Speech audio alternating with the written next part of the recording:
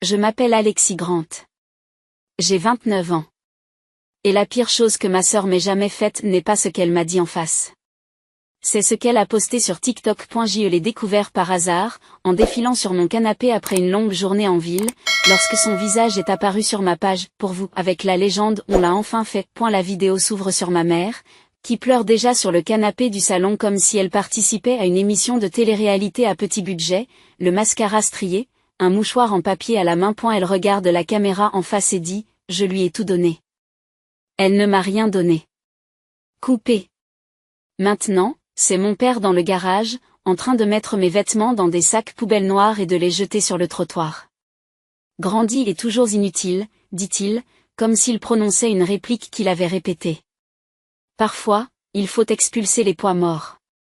Une autre coupure, et ma sœur fait tourner la caméra sur elle-même. Marchant dans le couloir vers mon ancienne chambre. Elle touche un sac avec son pied et rit pour ceux qui la suivent. Un texte s'affiche à l'écran, mettre notre fille adulte à la porte pour qu'elle grandisse enfin. Des hashtags défilent au bas de l'écran, amour vache, limite de la famille, plus d'escapades gratuites. Quelqu'un a ajouté une musique dramatique, des sauts, des légendes sur le choix de la paix. À la fin de la vidéo, le nombre de vues dépasse déjà le million.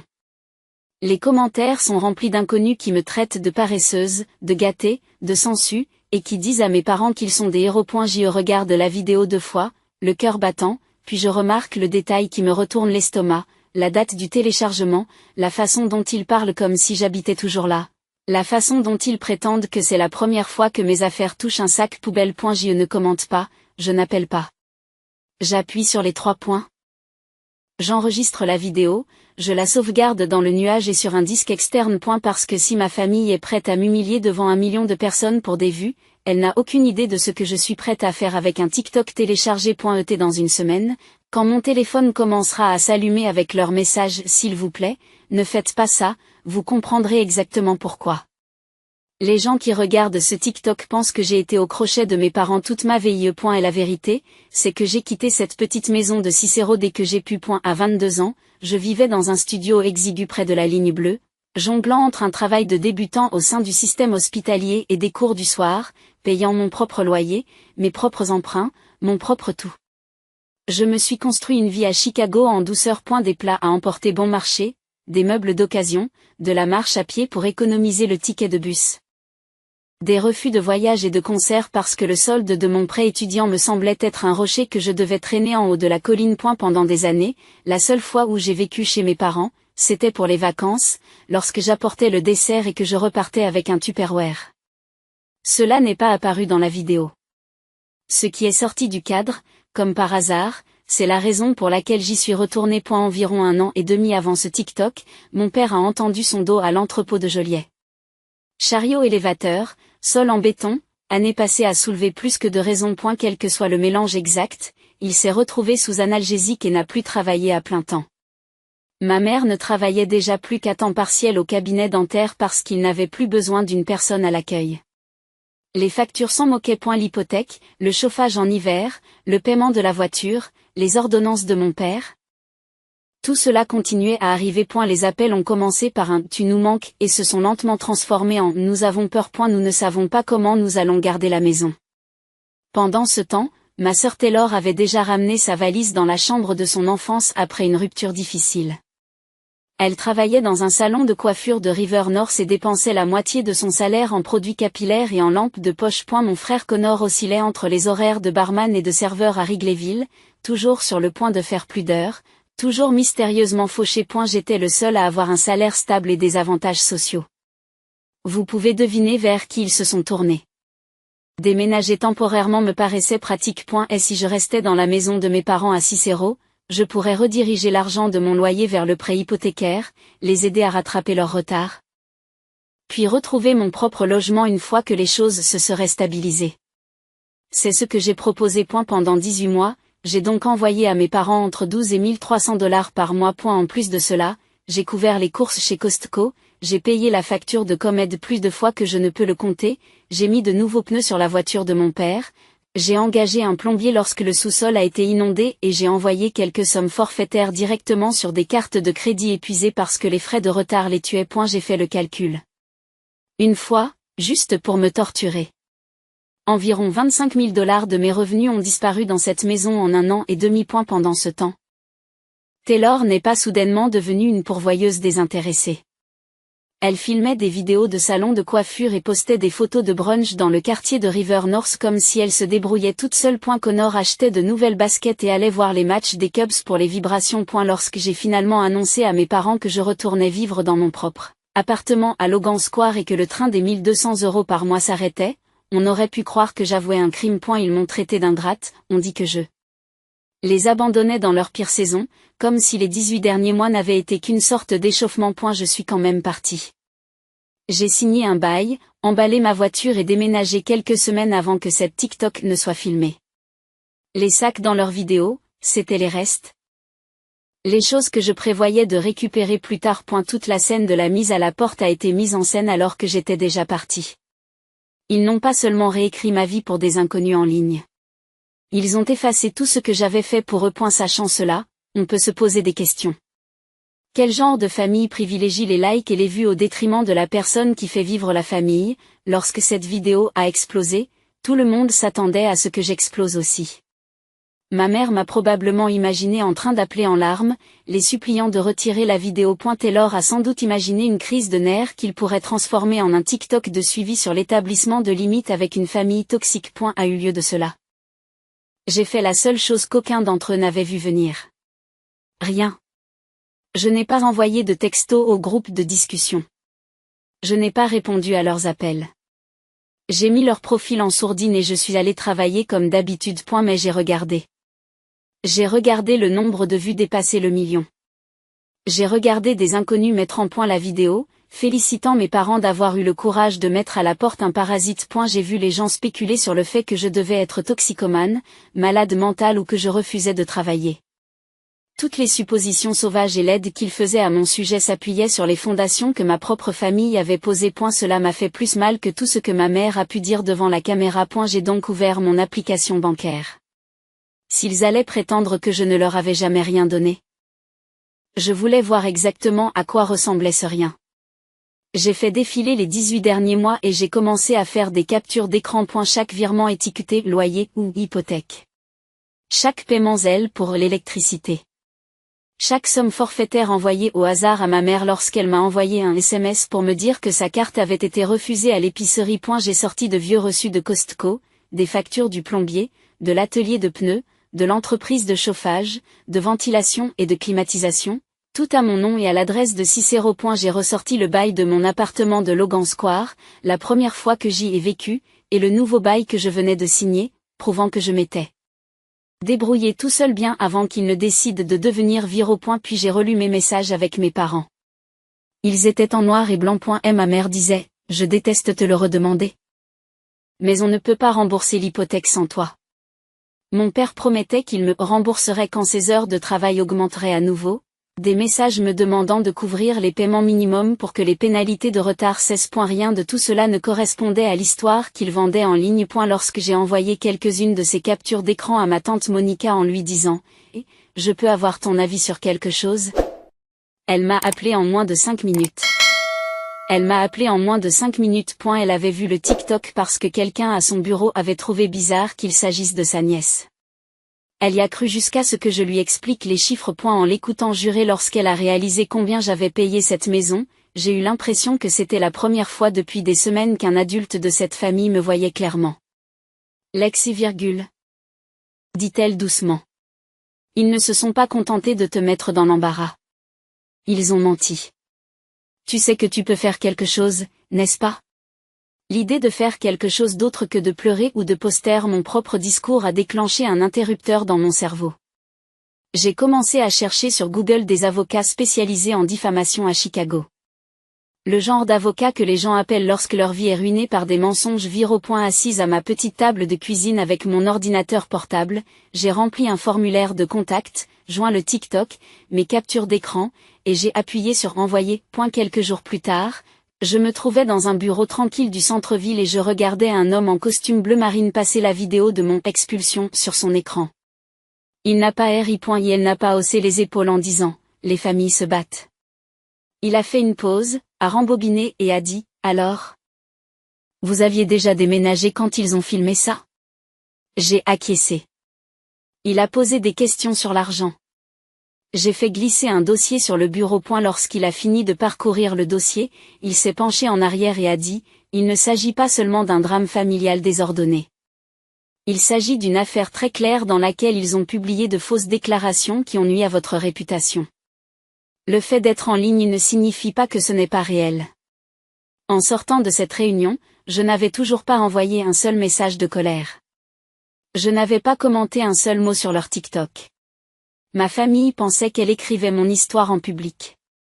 Ils n'avaient aucune idée que je venais de la transformer en preuve. L'avocat ne m'a pas dit de pardonner et d'oublier. Il m'a dit de documenter et d'agir.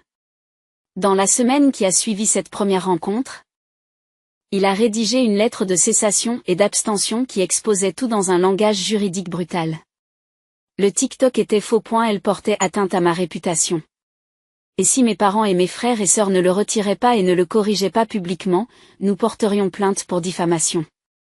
Il l'a envoyé par courrier certifié à la maison des Cicero, à Taylor, à Connor. Puis il m'a posé une question que ma famille n'aurait jamais pensé à me poser. Qui d'autre a besoin de voir l'histoire complète? C'est ainsi que la deuxième vague a commencé. J'ai créé un petit dossier sur mon ordinateur portable intitulé « Contexte », je l'ai rempli avec la vidéo, une brève chronologie et une poignée de captures d'écran parmi les plus claires. Mes virements de loyer. Celui de ma mère. Nous ne pouvons pas payer l'hypothèque sans vos messages. Avec sa bénédiction, j'ai envoyé ce dossier par courrier électronique à 4 endroits, le salon de River North, où Taylor se vantait d'être la reine du contenu, le centre de distribution de Joliet, où mon père a poussé un chariot élévateur jusqu'à ce que son dos lâche, le cabinet dentaire de Cicero, où ma mère travaillait à l'accueil, et le bar sportif de Wrigleyville, où Connor servait des boissons et affichait des clips depuis l'arrière du bar. Je n'ai pas ajouté de commentaires. J'ai simplement écrit, je pense que cette vidéo, qui met en scène votre employé et ma famille, peut porter atteinte à votre entreprise. Voici le contexte complet. Une semaine plus tard, mon téléphone s'est mis à bourdonner comme s'il essayait de s'extraire de la table. Au début, il s'agissait de messages de ma mère, l'un après l'autre, verts et anxieux. S'il te plaît, ne fais pas ça. Les gens à l'église parlent. Nous sommes une famille, Alexis. On ne traîne pas les affaires de la famille sur leur lieu de travail. Puis mon père. Nous avons reçu une sorte de lettre d'avocat. Nous sommes désolés, d'accord? Nous sommes allés trop loin. Appelle-moi et on réglera ça en famille. 5 secondes après ça, Taylor. J'ai effacé la vidéo. Elle n'existe plus. Rentre à la maison et parle avant de tout gâcher. Puis, réponds à ton téléphone. Tu réagis de manière excessive.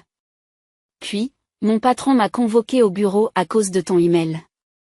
Tu es contente? Les appels manqués se sont accumulés si vite que ma barre de notifications s'est transformée en un bloc solide. Boîte vocale après boîte vocale.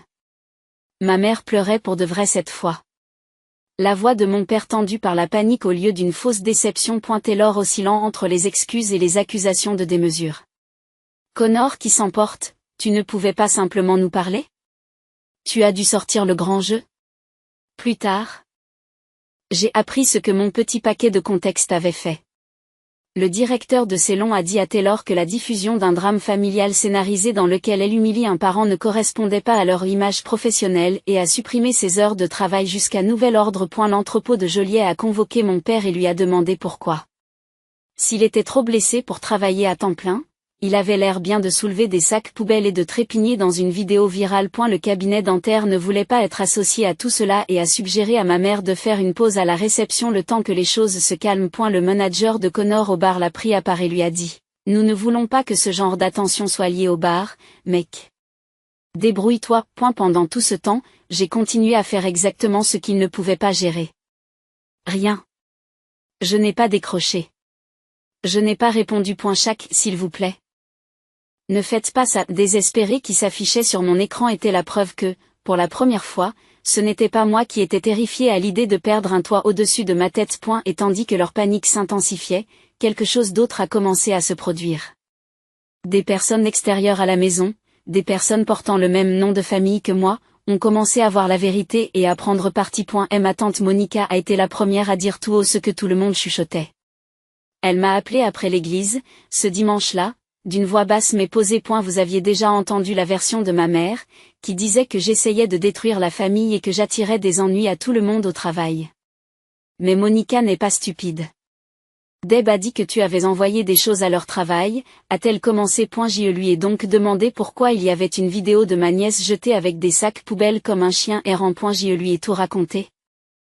Pas seulement l'argent, mais aussi le calendrier, le fait que j'avais déménagé quelques semaines avant qu'ils ne filment comment ils avaient construit ce TikTok sur un mensonge. Je pouvais l'entendre expirer lentement à l'autre bout du fil. Ils ont laissé tout cela de côté, a-t-elle dit. C'est drôle ce que les gens oublient quand ils sont la vedette de l'histoire. Quelques jours plus tard, les messages de groupe de la famille qui ne m'incluent jamais étaient apparemment en train de s'enflammer. Ma mère disait à ses proches que j'étais devenue légale et que j'avais retourné mon propre sang. Monica a commencé à envoyer des captures d'écran de mes messages de transfert dans un fil séparé avec des cousins qui avaient regardé la vidéo et y avaient cru. Certains d'entre eux m'ont contacté d'eux-mêmes, penaud, en disant par exemple, « Je ne savais pas. Je suis désolée d'avoir commenté. » Pour la première fois. Le récit n'était pas entièrement sous le contrôle de mes parents. C'est alors que mon père a suggéré que nous nous asseyions tous comme des adultes et que nous parlions. Et elle a choisi une chaîne de restaurants près de l'autoroute, le genre d'endroit où les menus sont plastifiés et les bouteilles collées. J'y suis arrivée et ils étaient déjà dans une cabine.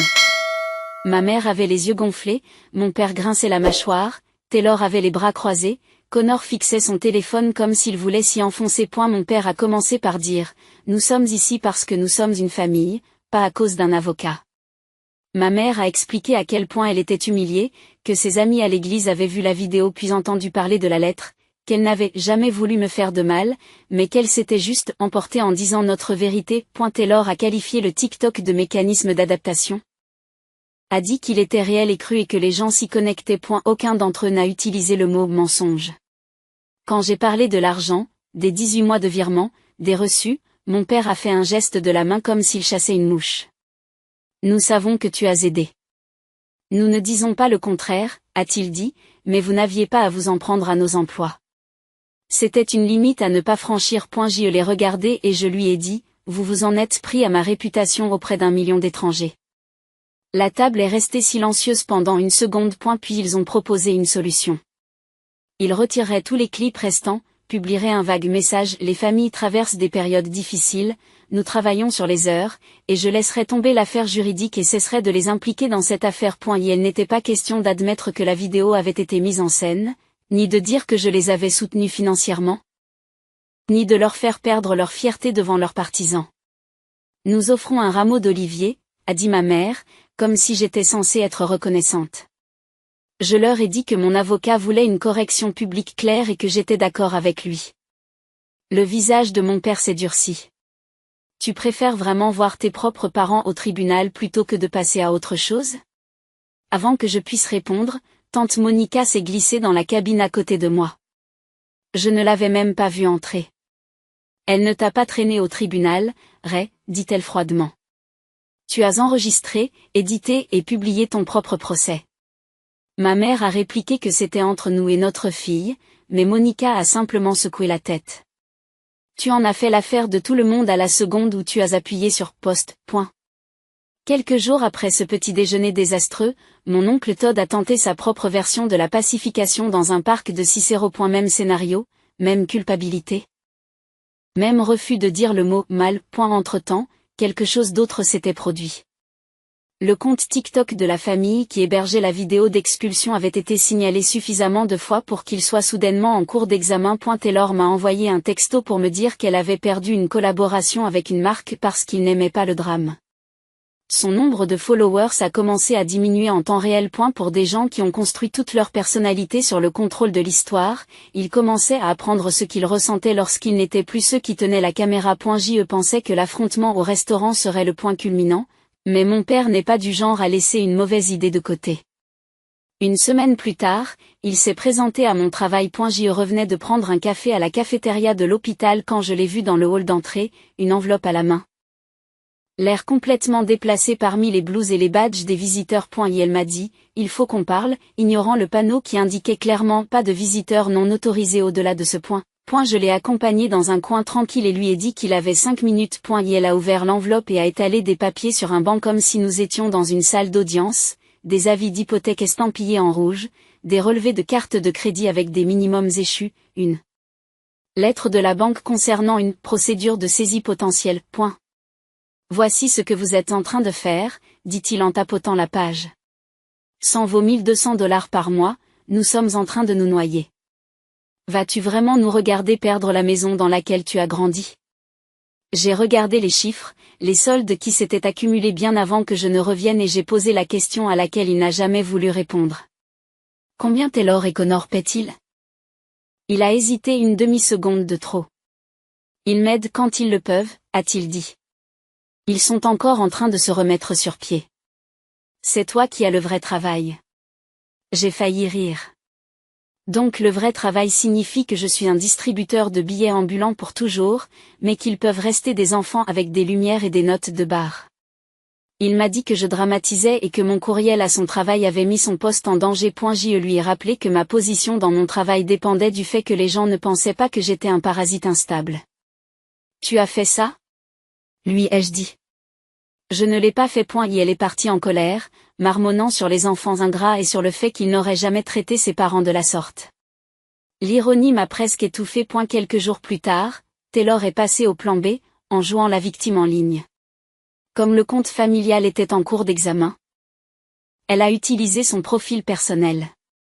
La vidéo a été tournée dans sa voiture, le visage nu, les yeux rouges. Elle parle d'un frère ou d'une sœur qui se soucie plus de l'argent et de l'image que de la famille.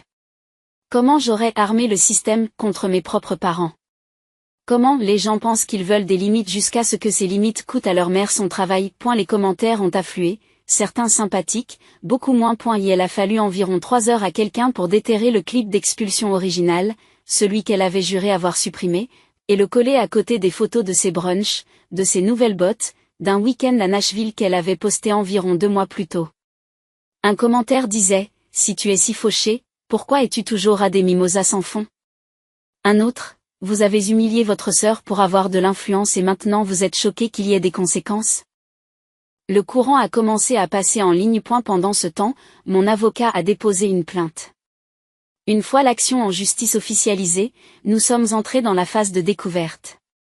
Cela signifiait tout remettre, mes reçus, mes virements, mes messages et les leurs. Les courriels entre mes parents et Taylor sur la façon d'encadrer la vidéo, les discussions de groupe où Taylor a littéralement écrit « Si ça devient viral, peut-être que nous pourrons obtenir un contrat avec une marque et enfin prendre de l'avance. » Des messages où ma mère répétait son discours sur le fait de tout me donner. Les blagues de Connor, on devrait faire une deuxième partie où on jette ses affaires sur la pelouse. En lisant ces captures d'écran, j'ai eu l'impression de les voir répéter une pièce de théâtre sur ma vie pendant que je me tenais à l'écart de la scène pour payer les accessoires. Comme si cela ne suffisait pas. Le service des ressources humaines de l'entrepôt de Joliet a ouvert une enquête interne sur les congés de maladie de mon père. Maintenant qu'il l'avait vu transporter des sacs poubelles et se débrouiller, les amis de l'église de ma mère, ceux-là même à qui elle avait pleuré sa fille inutile, ont commencé à poser des questions gênantes à Monica. Lorsque Monica a calmement exposé la vérité, certains d'entre eux ont tranquillement cessé d'inviter ma mère à des activités. Connor, qui s'était caché derrière des blagues et des haussements d'épaules pendant tout ce temps, a soudainement supprimé tous ses médias sociaux après qu'un habitué du bar lui a demandé « Alors, ta sœur s'est vraiment fait virer ? Ou c'était pour TikTok ?» Pour la première fois, le public préféré de ma famille, les autres, n'applaudissaient pas.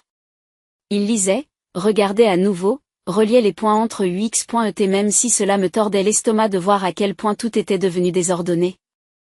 Une autre partie de moi, celle qui avait regardé cette vidéo d'expulsion seule dans mon appartement, le cœur serré, ne pouvait s'empêcher de penser, c'est ce qui arrive quand on construit toute son histoire sur des mensonges et qu'on s'attend à ce que personne ne vérifie jamais les reçus.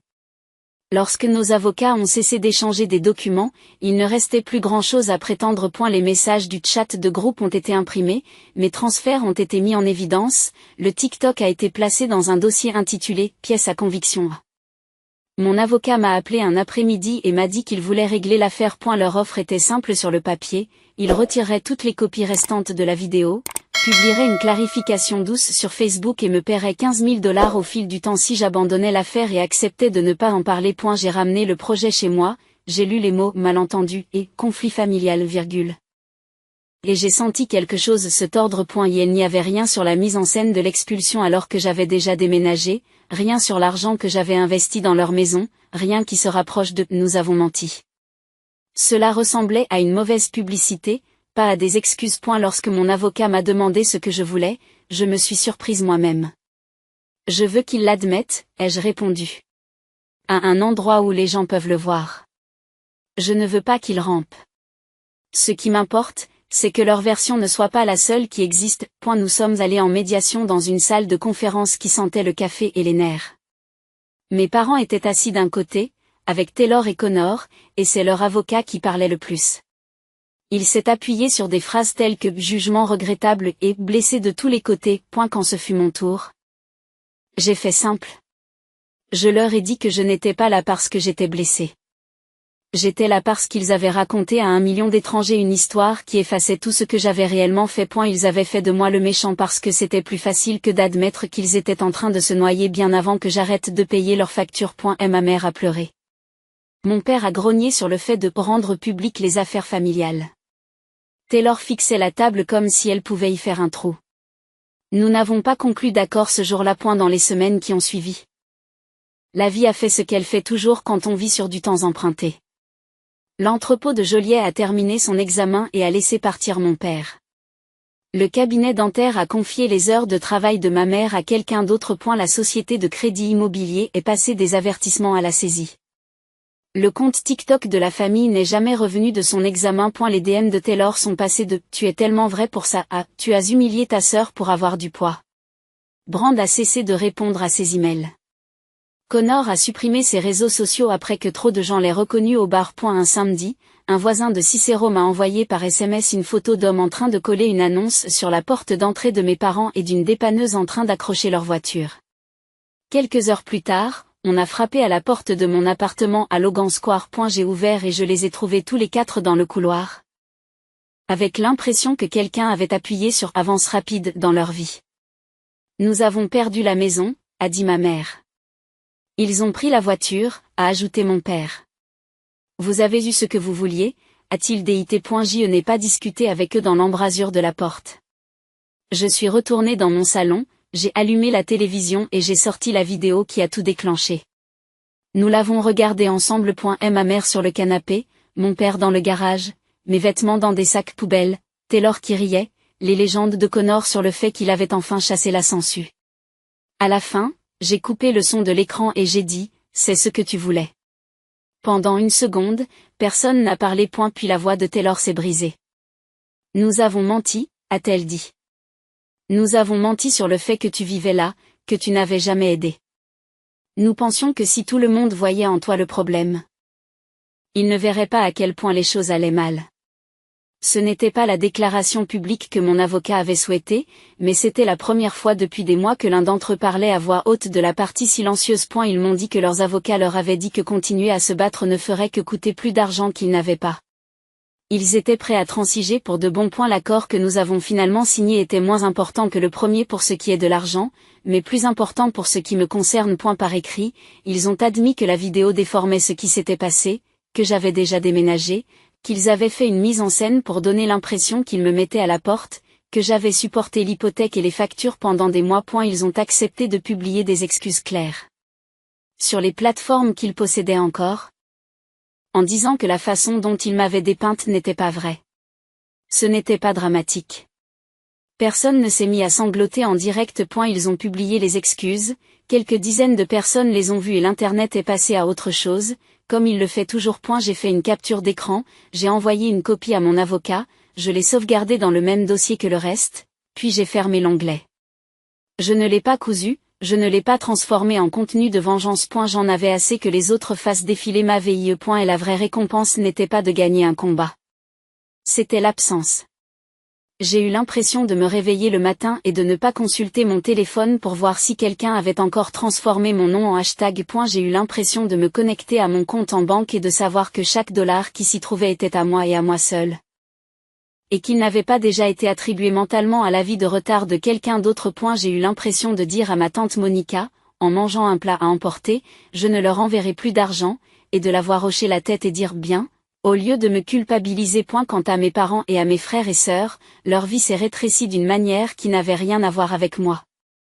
Ils ont déménagé dans un appartement moins cher, plus loin, et ont pris des emplois qui ne faisaient pas bonne figure sur les médias sociaux, mais qui étaient réellement rémunérés. Les vacances sont devenues gênantes et silencieuses. Les familles élargies se sont divisées entre ceux qui ont fait comme si de rien n'était et ceux qui ont envoyé des messages disant « Tu as fait ce que j'aurais aimé avoir le courage de faire ». J'aimerais dire que j'ai pardonné à tout le monde et que nous sommes tous plus proches maintenant. Mais la vérité est plus embrouillée. Je ne les déteste pas. Je ne leur souhaite pas de mal. C'est juste que je ne leur dois plus ce que je leur devais. Nous parlons parfois, des choses superficielles sur le temps et le travail. S'ils essaient de reprendre leurs anciens rôles, ceux où je suis le filet de sécurité et où ils sont les victimes, je raccroche. C'est la limite. Et la leçon que j'ai tirée de tout cela n'est pas qu'il faut toujours se venger. C'est plus simple et plus difficile que cela.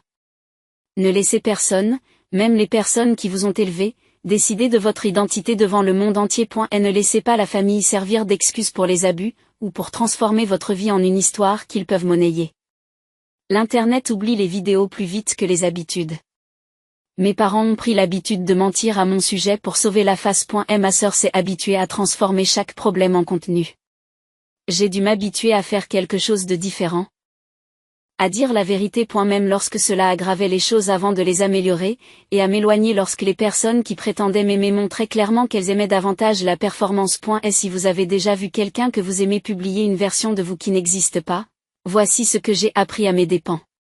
Tu as le droit de te protéger.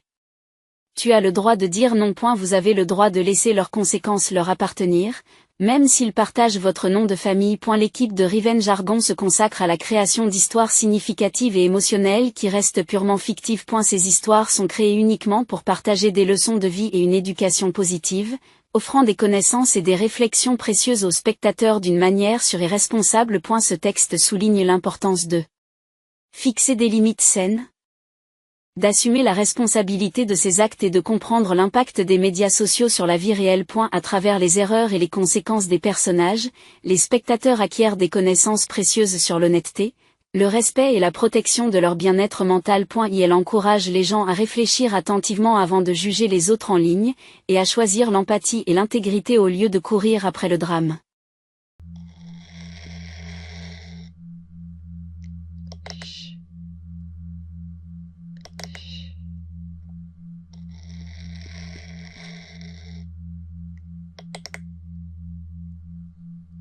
Does it make you wanna close your eyes? Do you feel how it makes your eyelids feel heavier and heavier? Just begging to doze off.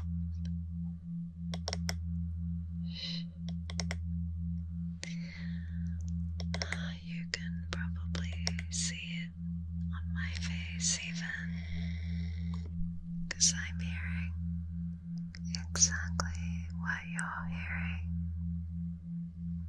I try to resist the brain melting, but I just can't.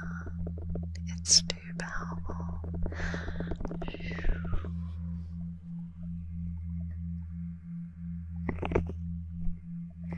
I can feel it infecting my mind.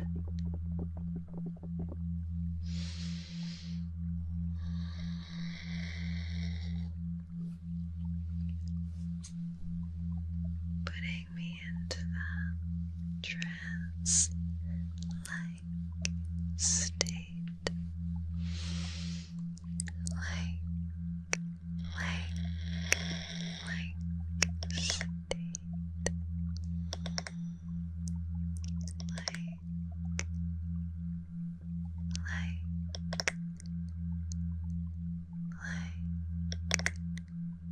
State.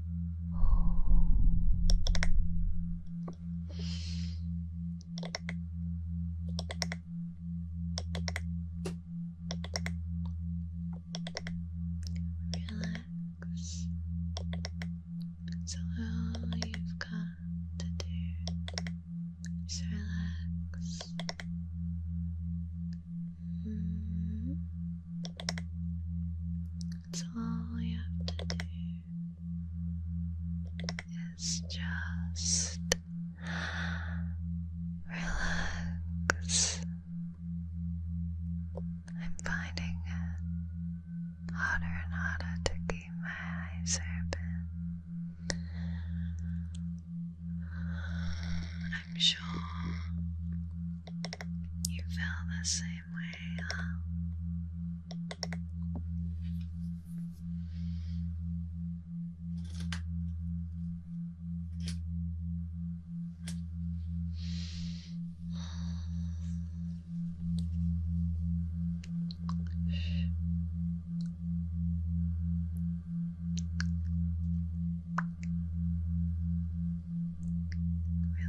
Relax.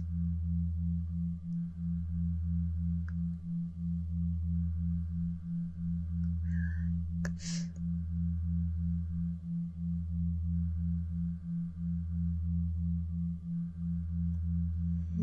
Mm-hmm.